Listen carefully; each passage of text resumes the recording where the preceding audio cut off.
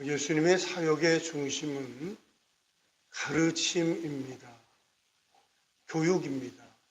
그런데 그 가르치고 교육한다는 것은 세상의 역사를 가르친다든지 과학적 이론을 가르친다든지 혹은 생활의 지혜를 가르치는 그런 교육은 아닙니다. 예수님을 탁월한 교육자 한 분이라고 얘기를 합니다만 틀린 얘기는 아니지만 말은 좀 어색한 말입니다. 예수님의 가르침은 그 위대한 공자라든지 혹은 맹자와 같은 사람들 혹은 철학자들과 같은 그런 이론적인 것을 가르치는 것이 아닙니다. 예수님의 가르치신 것은 하나님의 나라, 천국을 알려주는 그 일을 하신 겁니다. 착하게 살자, 세상을 복되게 살자 그런 것이 아니라 예수님의 가르치심은 항상 하나님의 나라가 초점을 두고 있는 거예요. 천국을 초점을 두고 있습니다. 그래서 성경 안에서도 예수님의 가르치심은 서기관들이든지 혹은 종교 지도자들과 다르다. 그 가르침에 권위가 있다. 그렇게 말씀하고 있지 않습니까? 이것은 하나님의 나라에 대한 것을 가르치는 것이 아니라 하나님 나라에서 이 땅에 오신 거예요. 아니, 예수님은 하나님 나라 자체입니다. 그래서 그 말씀이 힘이 있고 권세가 있고 능력이 있는 것입니다. 그런데 예수님이 그 하나님 나라를 가르치는데 항상입니다. 비유를 들어서 말씀하시는 거예요. 특별히 그 말씀을 보고 넘어가지요. 13장 34절 말씀을 보면은 같이 읽지요. 예수께서 이 모든 것을 무리에게 비유로 말씀하시고 비유가 아니면 아무것도 말씀하시지 아니하셨으니. 예수님은 비유로도 말씀하셨고 비유가 아니면 아무것도 말씀하지 않았다는 얘기예요. 왜 이럴 수밖에 없는가? 이것은 하늘 나라 천국과 이 땅의 것이 같지 않기 때문에 본질적으로 다르기 때문에 천국에 있는 것을 이 땅의 것과 비유를 들어서 말씀할 수밖에 없는, 비유가 아니면 말씀하지 않았다 그 얘기입니다. 자, 이건 또 비유를 드는 거죠. 가령 바닷속에 있는 물고기에게 육지에 있는 어떤 사물들을 알려준다고 하면 가령 그렇죠. 육지에 가면 큰 동물 하나가 있는데 코끼리라는 동물이 있다. 근데 코끼리를 바닷속에 있는 물고기들에게 알려준다고 하면은 물론 물고기가 어떤 언어가 있는지를 모르겠습니다. 그러나 어쨌든 육지에 있는 코끼리를 바닷속에 있는 물고기들에게 알려주기 위해서는 비유를 들지 않고는 알려줄 수가 없는 거예요. 육지에 가면 굉장히 큰 것이 있는데 이게 뭐라고 얘기할 수 있을까? 그래, 고래하고 같이 크다고 얘기할 수 있겠다. 근데 생김새는 고래하고 조금 다른데 하마 같다고 얘기할 수 있을까? 하여튼 굉장히 큰 거야. 이런 식으로 얘기가 되는 거죠. 그러면서 그 코끼리에게는 다리가 달려있는데 물론 고래에게도 다리가 달려있는 것도 아니고 다른 어떤 개도 다리가 있는 거 아니지 않습니까? 근데 그 안에 무슨 기둥 같은 게 있을지 모르겠어요. 그럼 저런 거지 저런 게 크게 있는데 네 개가 쭉 밑에 달려있단다. 그리고 앞에는 코가 굉장히 기는데 그걸 어떻게 설명하면 좋을까? 코는 글쎄 그건 가능하겠다. 문어 다리 있잖아. 문어 다리가 딱 있는데 그거와 비교할 수 없이 크게 있는데 쭉 갔다 하다가 뭘 톡 주면 거기다가 톡 가서 받아서 먹기도 한다. 엄청나게 큰 거야. 그럼 이제 비유를 들어서 말씀할 게 없는 건 사실입니다. 다시 말씀드리면 하나님 나라는 다르고 이 땅의 것은 본질적으로 다르기 때문에 비유를 들어서 말씀하고 있는 거예요. 이게 어떤 사물의 문제뿐만 아니라 진리 자체가 그렇습니다. 진리 자체가 그렇습니다. 예수님은 늘상 비유를 들어서 말씀하셨지요. 가령 마태복음 13장 우리가 지금 나누고 있는 거지요. 이 비유장입니다. 비유장인데 그 앞부분에 보면 씨 뿌린 자의 비유에 대한 말씀이 나오고 있어요. 그래서 어떤 씨를 뿌리는 사람이 씨를 뿌렸는데 어떤 씨는 길가에 떨어지기도 하고 어떤 씨는 돌짝밭에 떨어지기도 하고 어떤 씨는 가시가 많은 밭에 뿌려지기도 했다. 근데 다 채구실을 못했다. 여러 가지 얘기하시면서 그러지요. 그런데 좋은 땅, 저는 이게 옥토라고 표현했는데 좋은 땅에 떨어진 씨앗은 이 싹이 나가지고 거기에 열매를 맺는데 30배, 60배, 100배 열매를 맺었다. 그래서 좋은 밭을 가는 게 굉장히 소중하다. 자, 이것은 어떤 형태를 얘기하는 것이 아니라 이게 믿음의 본질, 영적 진리를 얘기하는 것입니다. 이제 우리가 소중한 것은 우리가 좋은 밭의 상태를 갖고 나가는 거예요. 그러면 이 말씀이 우리 마음 가운데 뿌려져 가지고 그것이 30배, 60배 결실을 맺어가는, 그게 비유를 들어서 말씀하는 겁니다. 그리고 또 요한복음 15장 같은 경우에는 그 참 얼마나 요즘 실감나는 비유예요. 그러면서 우리 다 그렇잖아요. 사순절 지나면서 저 깊은 영성을 가지고 싶은 마음, 살지만 다른 데와는 좀 다르게 좀 경건하게 살고 있다 하는 마음이 중심에 다 있습니다. 사순절 절기가 참 좋은 절기예요. 자, 그런데 사실은 이렇게 요한복음 15장이 되면 되는 거예요. 그 예수님이 그렇게 말씀하셨잖아요. 너희는 가지고 나는 나무다. 가지가 나무에 붙어 있지 않으면, 오늘 수분이라는 단어는 안 나오지만은 수분도 공급받을 수가 없고 영양도 공급받을 수가 없고, 아니 무슨 얘기, 잘라서 버릴 수밖에 없는 거지. 근데 붙어 있으면은 거기서 쭉 공급받아 가지고 열매를 맺어 가지고 그 하나님 앞에 영광 누리는 삶을 살아갈 수 있다. 그래서 얼마나 좋은 기회예요. 그래요. 우리는 다 포도나무 같은 존재들입니다. 따라서 예수님에게 깊은 연결을 갖지 않고는 살아있을 수도 없고 열매를 맺을 수가 없어요. 사순절기를 지나가면서 항상 그래, 어떻게 하든지 주님과 밀접한 관계를 맺어야 되겠다. 그 마음 같습니다. 그 참 너무 좋은 비유예요. 뭐 너무라는 표현도 어색하면 딱 맞는 비유지요. 그리고 15장이 참 좋은 장들이네. 누가복음 15장 같은 경우에는 여기 넘어서 나오는 건 아니에요. 그럼 뭐 다 예수님의 비유는 뭐 저는 들은 것을 얘기하는 거예요. 그래서 예수님은 그냥 만들어서 하는 거예요. 이 땅에 있는 것을 만들어서 그냥 얘기합니다. 포도나무도 만들어서 얘기하는 것이고 씨 뿌리는 것도 보면서 얘기하신 거예요. 진리를. 자, 그런데 누가복음 15장 같은 경우는 아주 유명한 비유지요. 어느 집에 아들이 있었는데 아들이 집을 나갔다는 거지요. 나가가지고 재벌이 돼가지고 돌아오려고 그 환향을 먼저 생각하면서 나갔던 거예요. 근데 그걸 나가다 보니까 화랑방탕한 거예요. 다 자기가 가지고 있는 거 다 없애버린 겁니다. 그리고 나서 고생을 하다가 집에 돌아오니까는 아버지가 묻지도 따지도 않고 그냥 그 지저분한 거 안고서는 이놈아, 이거 웬일이니? 이놈아, 웬일이니? 그리고 얘 좀 목욕시켜라. 그렇잖아요. 너도 목욕 좀 하고 새 옷 입고 그렇게 한번 안아보자. 그럴 수 있잖아요. 아, 그거 없어요. 그냥 오자마자 그거 돼지 냄새 막 나는데 그냥 안고 그냥 하다가 그래, 그래도 목욕해야지. 그래서 살찐 송아지라고 해서 파치하는 건데. 아니, 그 얼마나 참 심오한 비유예요.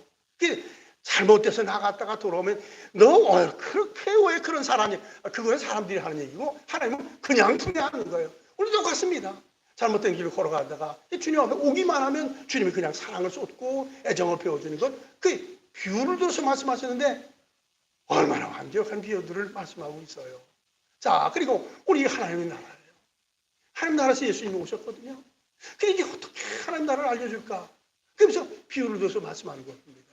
근데 비유를 이제 두 가지를 비유를 하잖아요. 하나는 밭에 감추인 보화를 발견하는 것, 그리고 진주장사가 값진 진주를 발견해가지고 신나게 하는 것. 뭐 비슷해요. 그래서 이게 쌍둥이 비유다라고 얘기해요.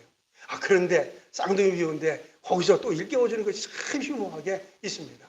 얼마나 참 좋은 비유인지 이루 말할 수가 없어요. 자, 우리가 뭐 잘 아는 내용입니다. 그러나 다시 한번 읽읍시다. 44제의 말씀을 같이 읽죠. 시작. 천국은 마치 밭에 감추인 보화와 같으니 사람이 이를 발견한 후 숨겨두고 기뻐하며 돌아가서 자기 소유를 다 팔아 그 밭을 사느니라.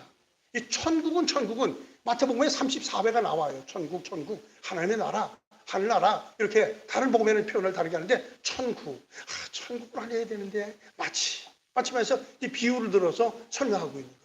아까 말씀드린 대로 예수님의 비유를, 전하시는 모든 말씀의 주제가 전부 다 천국이에요. 하나님의 나라를 말하는 거예요. 그리고 환자들을 고치지 않습니까? 이 고치는데 사랑하는 마음을 가지고 아픈 것을 보면서 만남을 고치는 거예요. 능력이 있기도 하니까 고쳐지는 거예요. 그게 또 하나는 거기 나온 거예요. 천국에는 이런 환자들이 없다. 다 건강하다는 것을 보여주는 겁니다. 자, 그러면서 여기 천국은 마치 하면서 하나님나라를 알려줍니다. 그래요. 지금 이제 천국을 본 사람들, 그 감증이 영상에도 있고요. 뭐 책에도 많이 있습니다. 제가 가지고 있는 책만 해도 몇 개가 천국에 대한 책이 있어요. 가운데 토마스 주남이라고 하는 여자분이 기록한 천국은 확실히 있다 하는 책이 있어요. 그분은 한국계 미국인인데 미국에 가지고 예수님 믿으면서 1993년도, 96년도부터 3년에 걸쳐서 일회성이 아니더라고요. 3년에 걸쳐서 하나님을 봤어요. 자고 있을 때, 야, 일어나라. 주남아, 일어나라. 나하고 좀 같이 가자. 그리고 주로 그분이 살고 있던 그 주변 해변을 다 이끌어 갔더라고요. 해변을 이끌어 가면서 예수님이 그에게 하나님 나라 있잖아. 하나님 나라는, 그리고 계속해서 얘기합니다. 근데 그것을 조금 다 기록한 거예요. 그리고 또 해변을 많이 걸었던 것이 나오기도 하고, 그리고 신령한 사람이기 때문에 그게 가능한데 꿈속에서도 계속해서 하나님 나라를 보여줍니다. 자, 그런데 내용을 쭉 읽어가면 그거예요. 하나님 나라를 어떻게 설명할 수 없다. 그게 정확한 얘기예요. 전에도 얘기했지만은 지금도 사역을 하고 계십니다. 신성종 목사님, 그분 합동층 충현교회에서 목회를 하셨고요. 김창일 목사님 후영으로 충현교회에서 목회를 하셨고, 그러고 나서 대전에 가서 대전중앙교회를 목회하셨습니다. 그분이 지금 이제 그분의 아내 김건숙 사모님이 소설가가 지금 국민일보 미션란에 지금 자기 간증을 쭉 하고 있어요. 그 간증 참 고생들 많이들 했더라고요. 고생들 많이들 했어요. 그 엘리트가 그런 고생을 그렇게 많이 했는지. 근데 이제 그분이 주님께서 목회하고 대전중앙교회에서 목회를 하면서 은퇴를 하기 전에 하나님 왜 그런 기도를 했다는 거예요. 하나님, 나 그래도 성실하게 목회를 했는데 하나한테 선물 하나만 주십시오. 제가 갖고 있는 선물은 그저 저에게 하나님 나라 좀 보여주십시오. 라고 기도를 했습니다. 그랬더니 하나님이 그 기도를 들으시면서 응답을 해주신 거예요. 그런데 그분의 책은 내가 본 지옥과 천국이에요. 지옥과 천국인데 지옥에 대해서 한 3분의 2 정도 기록을 했어요. 3분의 2 정도를 기록을 했어요. 이 지옥에 있는 실물들을 들어서 얘기합니다. 실물 들어서 누구 그 책에서 나와요. 그리고 아주 참 안타까운 것이지만은 자기 교단의 총회장이 지옥에 가 있다. 그 얘기를 해요. 그분의 이름은 기록하지 않았어요. 자기 교단에 그거 깜짝 놀라게 됩니다. 목사가 보장받고 하나님 나라 가는 건 아니지요.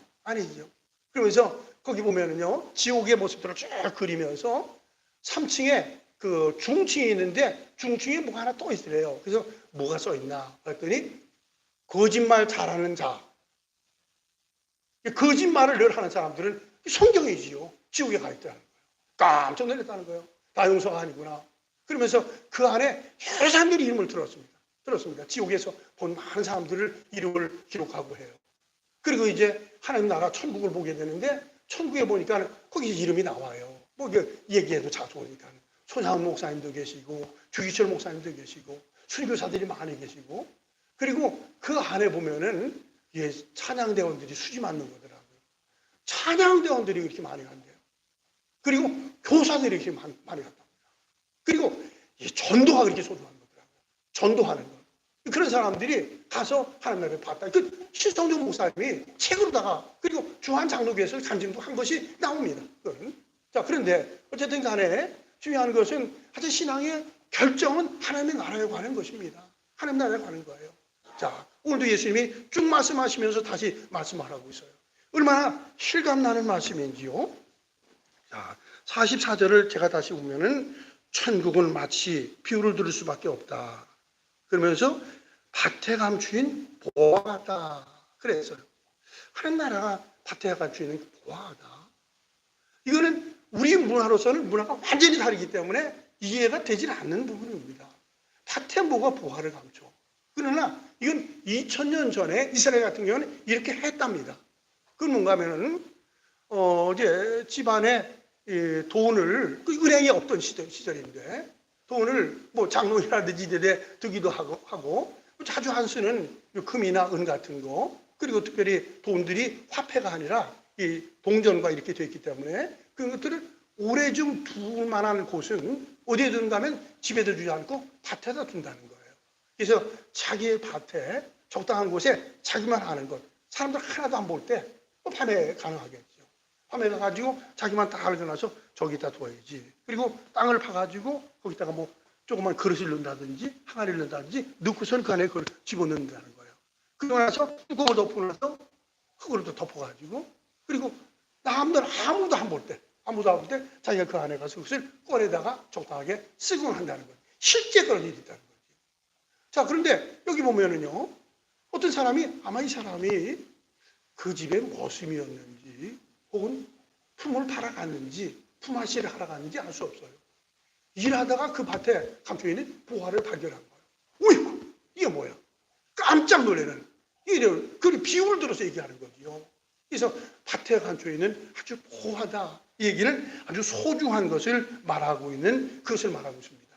자, 그런데 이 밭은 밭이 주인이니까는 이 밭 주인이 그걸 갖는 거니까는 그래서 이 사람이 어쨌든 머슴이 됐든 다시 말해서 일하는 사람이 됐든 간에 이걸 가져야 되겠다라고 생각을 해서 집에 가는 거지요. 가서 자기 집 안에 쓸만한 것들 다 판매해가지고 그 밭을 삽니다.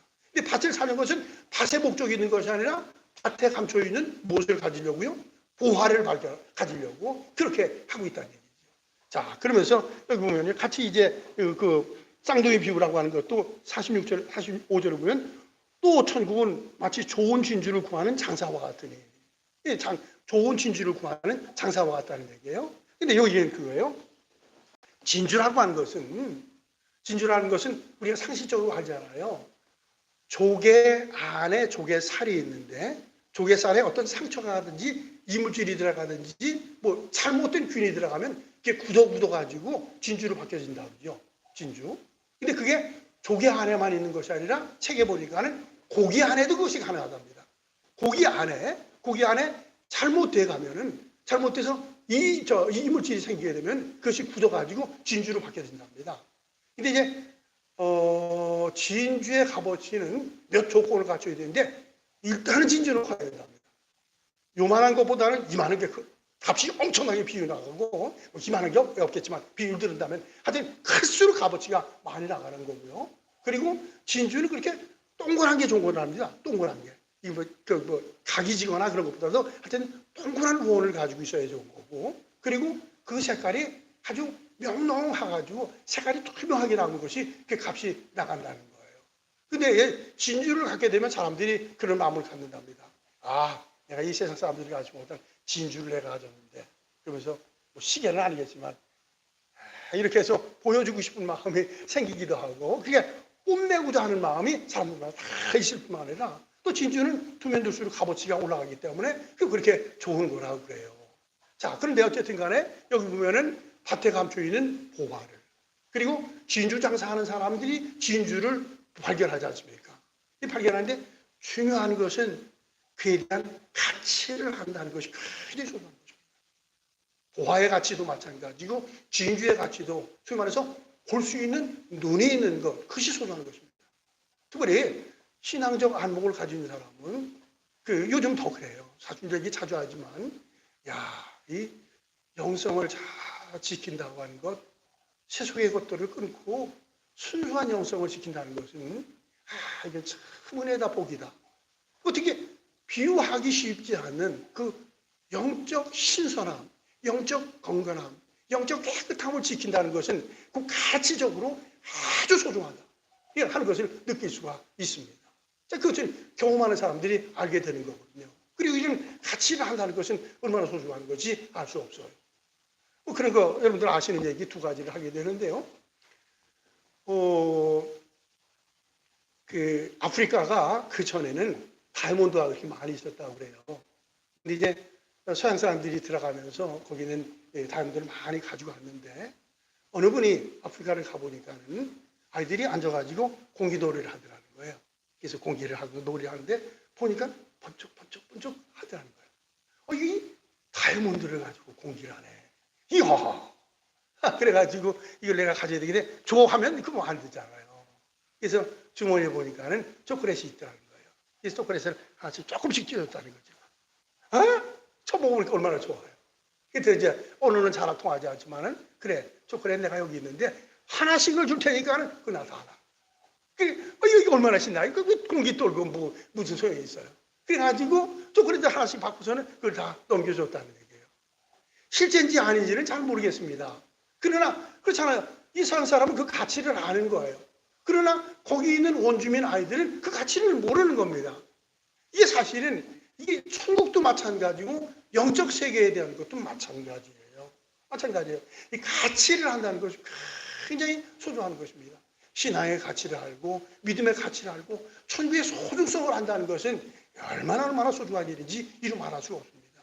또한 이 가치를 알고 갖기 위해서 이 두 분들이 같이 움직여가는 것이 있습니다. 자, 보십시오. 44절 보면 천국은 마치 밭에 감추인 보화와 같으니 사람들이 이를 발견한 후 숨겨두고 기뻐하면서 돌아가서 자기 소유를 다 팔아 그 밭을 샀습니다. 발견하고 집에 돌아가서 아마 기쁨으로 돌아가는데 굉장히 빨리 뛰어갔던 것 같아요. 자, 그리고 이 46절도 마찬가지예요. 극히 값진 진주 하나를 발견하며 가서 자기의 소유를 다 팔아. 아마 두 사람 똑같은 형태예요. 뭐 발견한 후에 이야 이거 빨리 움직여야 되겠다. 그리고 서둘러 가는 그겁니다. 그리고 서둘러 가는데 자기들이 가지고 있는 것들을 다 처분하는 거예요.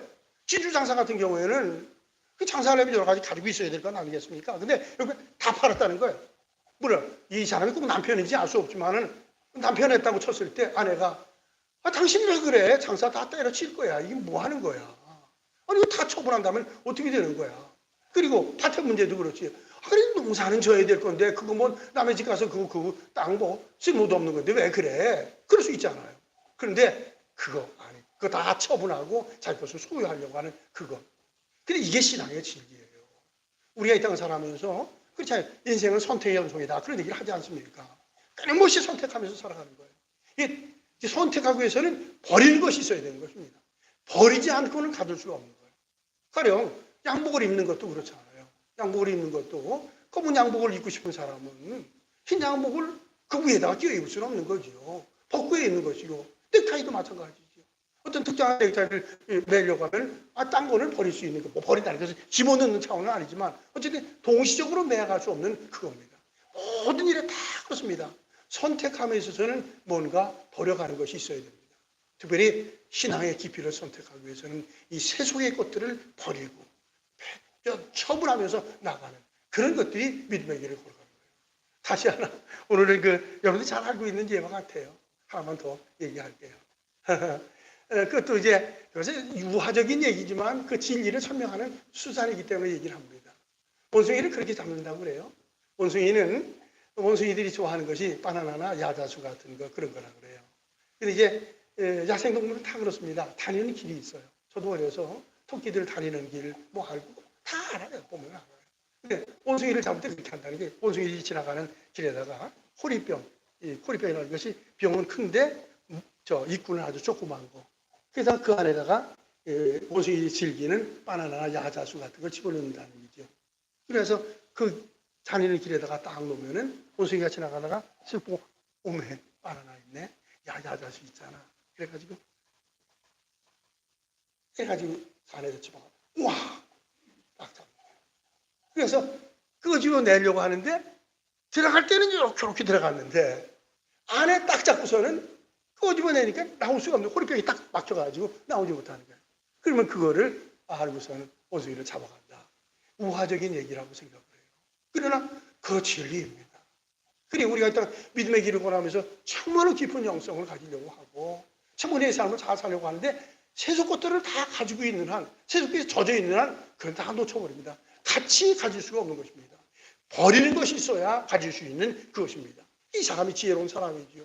밭에 감춰 있는 보화를 발견하고 자기 것을 다 처분하고 그리고 값진 진주를 발견하고 나서 자기 것들을 다 처분하고 그것을 가져가는 그 모습입니다. 자, 그런데 여기 보면요. 또 이들이 행동하는 것들을 보십시오. 둘이 다 유사하게 이렇게 행동을 해나가요. 44절도 다시 후반부 보면 기뻐하며 돌아가서 자기 소유를 다 팔아 그 밭을 사느니라. 46절도 극히 값진 진주 하나를 발견하며 가서 자기 소유를 다 팔아 그 진주를 사느니라. 아까 말씀드린 아주 급하게 서둘러서 하는 거예요. 이때를 놓치면 안 된다. 그렇잖아요. 밭도 딴 사람에게 팔릴 수도 있는 건 아니겠어요? 진주도 팔려고 했던 사람이 마음을 바뀌어서 안 팔 수도 있지 않겠습니까?